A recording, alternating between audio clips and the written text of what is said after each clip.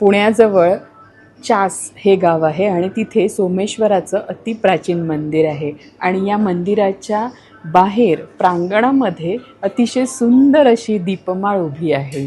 मंडळी, अशी दीपमाळ आपल्या महाराष्ट्रातच नव्हे तर भारतातल्या विविध मंदिरांबाहेर नेहमीच आपल्याला बघायला मिळते.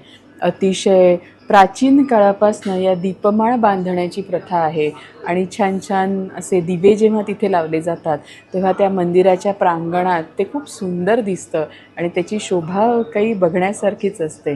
तुम्हाला माहीत असेल, त्रिपुरी पौर्णिमेला सगळ्या मंदिरांमध्ये अशा छान दीपमाळा सजवल्या जातात. दिवाळीत सजवल्या जातात. सण असेल, पालख्या असतील, जत्रा असेल, तेव्हा अशा अनेक विविध कार्यांमध्ये या दीपमाळा छान प्रज्वलित केल्या जातात. पूर्वी कसं असायचं, दगडी बांधकाम असायचं आणि गावात काही दिवे वगैरे नव्हते. मग अशा वेळेस हे छान असे तेलाचे दिवे लावून ते प्रांगण छान सुशोभित केलं जायचं.